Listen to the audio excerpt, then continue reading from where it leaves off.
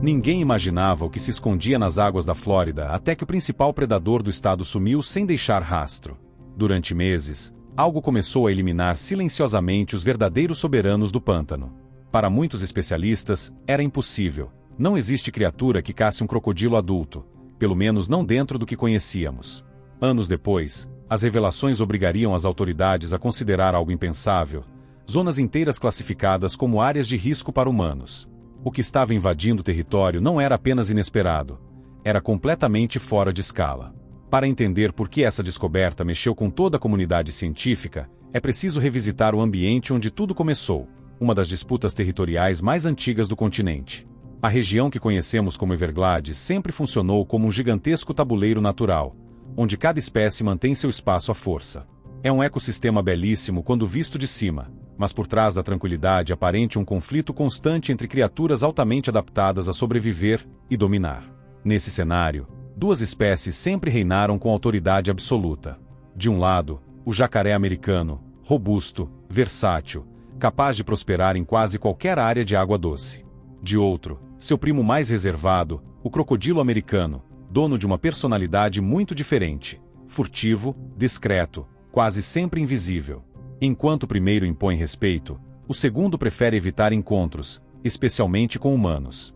O histórico deles fala por si. Em todo o território dos Estados Unidos, nunca houve registro fatal atribuído a essa espécie. Por séculos, a convivência funcionou porque cada um sabia exatamente onde pertencia. Jacarés permaneciam nos cursos de água doce. Crocodilos se mantinham nos estuários salinos. Era um acordo não escrito, ajustado por milhões de anos de evolução. Até que esse equilíbrio começou a ruir. Em 2009, guardas e pescadores experientes perceberam algo estranho. As regras estavam sendo desfeitas. Crocodilos grandes, aqueles que mantinham as melhores áreas de ninho por anos, simplesmente desapareceram. Não migraram, não trocaram de território, abandonaram completamente seus locais preferidos. Isso só acontece quando um predador no topo sente que perdeu o controle da própria casa. A situação piorou quando surgiram os primeiros achados realmente perturbadores. Restos de crocodilos e jacarés começaram a aparecer em áreas improváveis, canais, enseadas estreitas, regiões onde esses animais jamais se arriscam. E o pior, os cadáveres não mostravam sinais de emboscada, briga ou fuga. Era como se algo estivesse varrendo o território de forma brusca e desnecessariamente violenta. O silêncio que tomou conta dos ninhos confirmou o que ninguém queria admitir: aquilo não era um fenômeno natural. Era a caça. O impacto foi imediato. Os berçários de crocodilos, que finalmente vinham se recuperando após décadas de proteção ambiental, ficaram vazios. Filhotes sumiram de uma temporada para outra. Quando o animal dominante de um habitat passa a fugir, a mensagem é clara: existe algo lá fora com capacidade real de derrubá-lo. E, para agravar ainda mais, surgiram relatos de comportamentos que não combinavam com o temperamento tímido dos crocodilos americanos. Pescadores afirmavam que alguns animais estavam atacando iscas, avançando contra barcos pequenos e demonstrando uma ousadia inédita. Parecia que os próprios predadores estavam sendo empurrados para reações desesperadas. A pergunta era inevitável: o que poderia intimidar duas espécies tão bem adaptadas? Os moradores locais tinham uma suspeita imediata: a piton birmanesa, o invasor mais temido da Flórida. Não era um palpite absurdo. Esses enormes constritores já haviam devastado populações inteiras de mamíferos nativos, e casos antigos mostravam que eles podiam, sim, enfrentar presas muito grandes. Inclusive aquele incidente famoso, anos atrás, em que uma piton tentou engolir um jacaré inteiro e acabou se rompendo no processo. Mas quando os especialistas analisaram os restos encontrados, a teoria ruiu. As marcas não batiam com o modo de caça das serpentes. Não havia fraturas de compressão, nem sinais de estrangulamento. Alguém, ou alguma coisa, estava eliminando o crocodilo sem a sutileza de uma emboscada. Era um predador que agia de frente, sem medo de deixar rastros. A resposta só começaria a se revelar quando pesquisadores capturaram um jovem crocodilo perto de uma área urbana ao sul de Miami. A simples localização já era alarmante. Mas o animal em si era ainda mais estranho. De longe, lembrava a espécie nativa. De perto, algo não encaixava. O focinho era mais largo, a coloração mais escura, e o comportamento, completamente fora do normal. Agressivo de um jeito que não correspondia à idade, ele avançava contra tudo: barcos, cercas, até os próprios pesquisadores. A ideia de híbrido surgiu imediatamente. Mas para confirmar qualquer hipótese, só havia um caminho: testes genéticos. Enquanto esperavam os resultados, mais avistamentos do mesmo tipo começaram a surgir. E não eram apenas animais diferentes. Eram juvenis crescendo mais rápido que qualquer crocodilo americano da mesma faixa etária. Quando o laudo final chegou, ninguém esperava o que estava escrito. O DNA não deixava dúvidas. Não era um cruzamento, nem uma mutação. Era um crocodilo do Nilo, um dos maiores predadores do continente africano. Um animal conhecido por atacar grandes mamíferos, com força suficiente para enfrentar búfalos, e responsável, em seu habitat de origem, por dezenas de mortes humanas todos os anos. Comparado à espécie americana, o abismo era enorme. O crocodilo do Nilo cresce mais, reage mais rápido e possui um nível de agressividade muito superior. A presença dele nos Everglades explicava tudo: desaparecimentos, territórios abandonados, filhotes sumindo. Não era competição. Era substituição. E a pergunta mais urgente finalmente veio à tona: como essas criaturas cruzaram o oceano? A resposta não estava no mar, e sim nos bastidores do comércio ilegal de animais exóticos. Na Flórida, esse mercado opera como uma segunda sombra do estado. Animais que deveriam exigir instalações de segurança máxima acabam sendo vendidos a colecionadores que tratam predadores como enfeites. E quando o filhote fofo se transforma em um réptil de centenas de quilos, muitos donos simplesmente o descartam na natureza. As análises genéticas mostraram algo ainda mais assustador: os crocodilos encontrados eram praticamente idênticos entre si. Isso significava que não se tratava de vários incidentes isolados. Era um único grupo inicial, provavelmente liberado ilegalmente anos antes, que havia encontrado no sul da Flórida o lar perfeito para se multiplicar, disfarçando-se entre a população nativa de forma quase imperceptível. Agora, o maior medo não era apenas onde eles estavam, mas até onde poderiam chegar. Diferentemente do crocodilo americano, a espécie africana aguenta temperaturas mais baixas, o que significa uma expansão gradual para o norte. E com cada nova geração, fica mais difícil identificar e capturar os indivíduos antes que estabeleçam novos territórios. Quando a ameaça finalmente foi confirmada, as autoridades entraram em alerta máximo. A missão de capturar os invasores começou imediatamente, envolvendo equipes da Universidade da Flórida e do próprio órgão estadual de conservação. Eles conseguiram localizar 3 indivíduos, mas ninguém acredita que o número total seja tão pequeno. O que começou com um ato irresponsável agora ameaça reescrever o equilíbrio ecológico de todo o estado. O que vem depois depende de quão rápido eles conseguem agir, e de quantos desses predadores já nasceram longe dos olhos humanos, em regiões onde ninguém pensa em procurar. Mesmo que apenas um crocodilo do Nilo estivesse escondido nessas águas turvas, o impacto seria devastador. Esse animal cresce rápido, disputa território com eficiência e domina qualquer área em que consiga se estabelecer. Para os cientistas, a conta não fechava.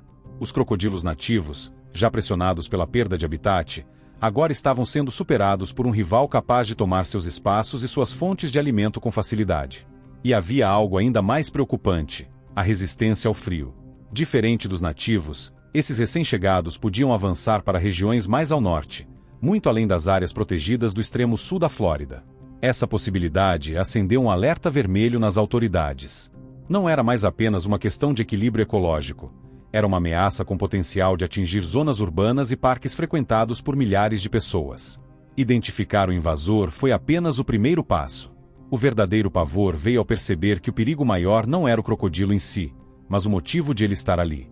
Quando os investigadores revisitaram toda a linha do tempo, uma verdade desconfortável emergiu: o predador africano era apenas consequência. A origem do desastre tinha assinatura humana. A Flórida carrega um histórico de invasões biológicas, quase sempre ligadas ao comércio clandestino de animais. Pitons, iguanas, lagartos gigantes, a lista é longa, e todas essas espécies chegaram ao ecossistema por decisões irresponsáveis de quem acreditou que poderia transformar criaturas selvagens em bichos de estimação. A chegada do crocodilo do Nilo segue o mesmo roteiro: ganância, descuido e uma cadeia de ações que ninguém quis assumir. A espécie nativa já vivia encurralada havia décadas. Seus manguezais foram substituídos por condomínios de luxo, suas rotas de água desviadas para sustentar fazendas e cidades. A cada ano, menos espaço, menos alimento, mais poluição. E quando estavam mais vulneráveis, deixamos cair sobre eles o último golpe: um superpredador solto por alguém que simplesmente desistiu de cuidar do próprio animal exótico. A ironia é cruel.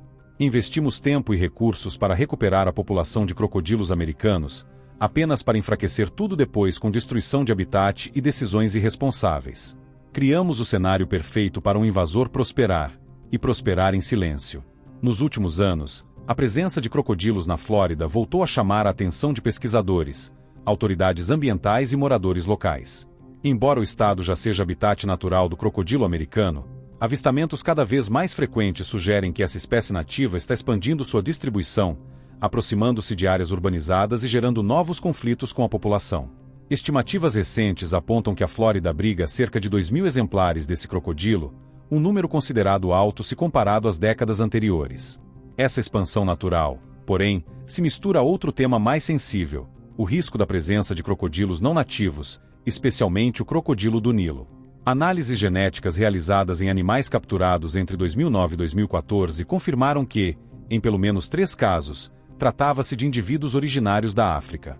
A hipótese mais aceita é que esses animais tenham chegado ao estado por meio do comércio de animais exóticos, um mercado ainda ativo e pouco fiscalizado, seguido pela fuga ou liberação deliberada no ambiente natural.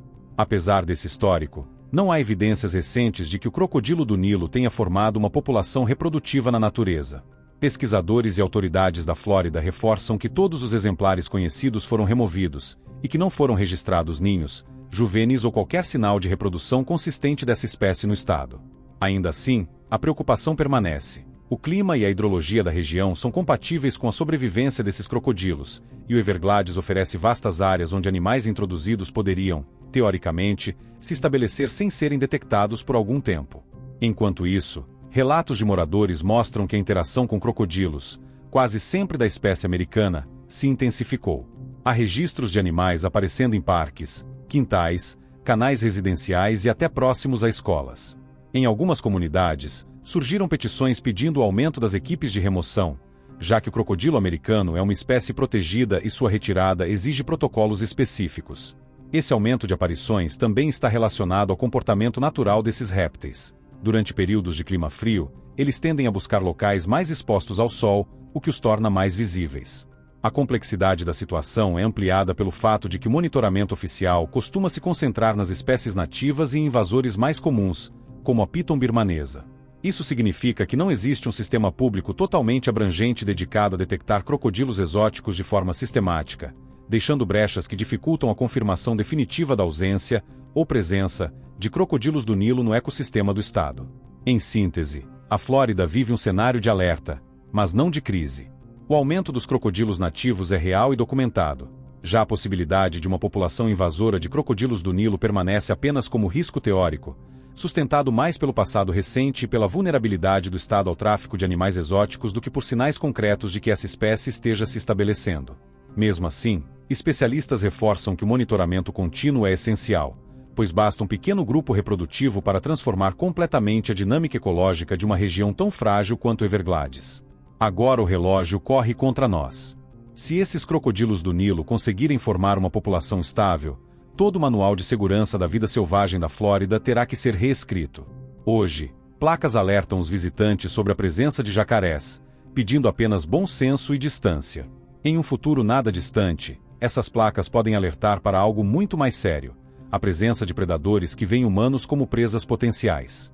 Isso mudaria não só a forma como a população enxerga o parque, mas também a própria relação das pessoas com a vida selvagem. A Flórida vive do ecoturismo. Famílias viajam de longe para remar pelos manguezais ou pescar nas áreas remotas. Se ataques começarem a aparecer nos noticiários, tudo isso será colocado em risco. E, além do prejuízo econômico, o Estado teria que investir milhões anualmente para rastrear, capturar e controlar esses animais.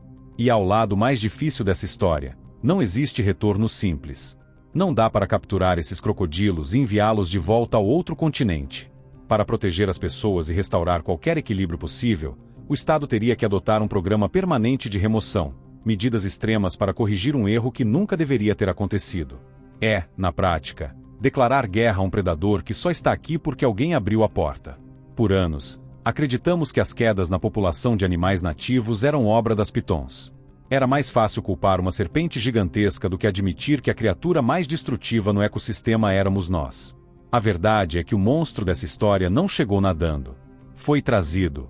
E ficou porque ninguém cuidou das consequências. Agora eu quero saber a sua opinião. Se um crocodilo do Nilo voltar a ser avistado nos pântanos, você acha que ele deve ser removido imediatamente? Ou existe algum caminho mais humano para consertar o erro? Deixe seu comentário. E se gostou do vídeo, lembre-se de curtir, se inscrever e ativar as notificações para acompanhar nossos próximos conteúdos. Obrigado por assistir.